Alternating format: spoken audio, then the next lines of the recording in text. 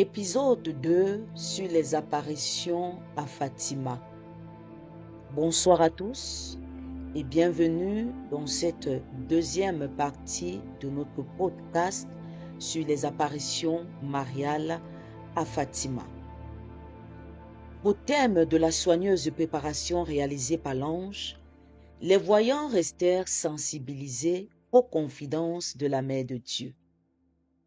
Nous sommes le dimanche 13 mai 1917. Vers midi, les trois petits bergers se rendent à la Covada Hiera pour garder leurs brebis. Soudain, un éclair.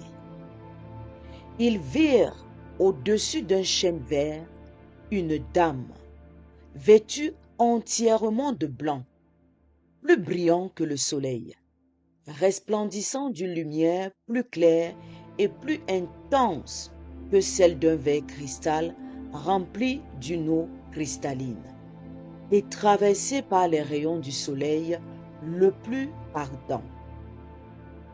Elle leur dit: « N'ayez pas peur, je ne vous veux aucun mal. »« D'où êtes-vous » lui demanda Lucia. « Je suis du ciel. » « Et que voulez-vous de moi? » « Je suis venu vous demander que vous veniez ici les 6 prochains mois, le 13 de chaque mois, à cette même heure. Par la suite, je dirai qui je suis et ce que je veux. Ensuite, je reviendrai encore ici une 7e fois. « Et moi, dit Lucia, est-ce que j'irai également au ciel? » « Oui, tu iras, lui répond la dame. Et Jacinta, elle aussi. Et Francisco, lui aussi, mais il doit réciter beaucoup de chapelets. J'ai alors eu l'idée de demander pour 2 filles qui étaient mortes récemment. Elles étaient mes amies et elles venaient chez moi apprendre à tisser avec ma sœur. C'est Lucia qui raconte. « Est-ce que Maria, ta Neves, est déjà au ciel? » demanda-t-elle à la dame. « Oui, elle y est, lui répond la belle dame. Et Amélia? Elle restera au purgatoire jusqu'à la fin du monde, lui répond la belle dame. La belle dame lui dit: « Voulez-vous vous offrir à Dieu pour supporter toutes les souffrances qu'il voudra vous envoyer en acte de réparation pour les péchés dont il est offensé et de supplication pour la conversion des pécheurs? » « Oui, nous le voulons, » répondent les 3 petits bergers. « Vous allez donc avoir beaucoup à souffrir, mais la grâce de Dieu sera votre réconfort. »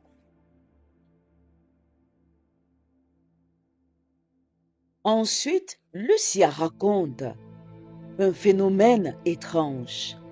Elle dit que la belle dame ouvrit les mains pour la première fois et leur communiqua une lumière très intense, comme un reflet qui aurait été émané d'elle. Et cette lumière leur pénétra par la poitrine jusqu'au plus intime de leur âme, leur faisant ainsi voir eux-mêmes en Dieu qui était cette lumière, plus clairement ce qu'ils auraient pu voir dans le meilleur des miroirs. La belle dame annonce au petit berger une vie de souffrance. Vous allez avoir beaucoup à souffrir. Pour qu'ils puissent supporter une croix aussi lourde, elle leur promet de l'aide, d'une grâce dont elle leur permet de ressentir la mystérieuse réalité.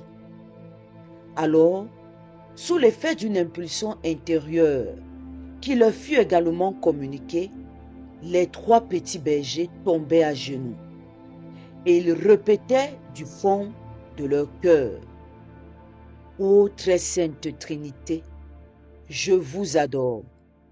Mon Dieu, Je vous aime dans le très saint sacrement. Après ces premiers instants, la belle dame ajouta: récitez le chapelet tous les jours pour que le monde puisse obtenir la paix et la fin de la guerre.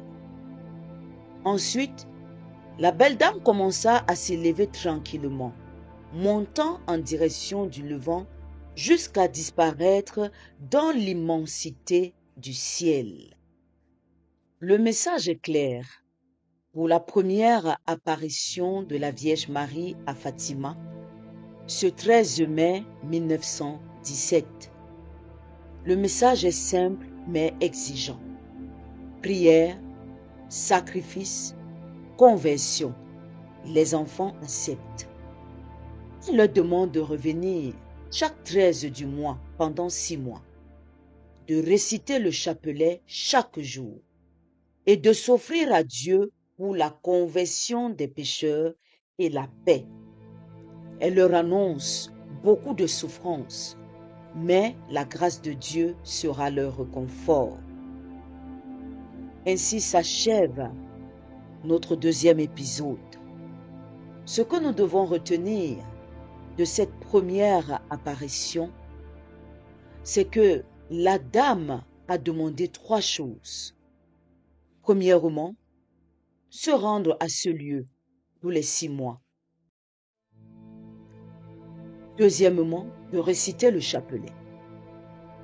Troisièmement, de s'offrir comme victime à travers des actes de réparation et de supplication pour la conversion des pécheurs. Le oui des enfants prononcé par Lucie fut fidèlement mis en pratique par les 3 enfants. Ils ont eu beaucoup à souffrir, les pauvres enfants. Ils furent moqués, ridiculisés, punis, persécutés, emprisonnés dans la maison d'arrêt pendant 3 jours. Et ils eurent ensuite la maladie de Francisco pendant près de 6 mois et celle de Jacinta pendant 1 an et demi. À ces souffrances, revenant d'une mission choisie par eux par le Seigneur, les 3 petits bergers ajoutaient constamment des sacrifices volontaires. Ainsi s'achève notre deuxième épisode. La suite au prochain épisode. Bonsoir.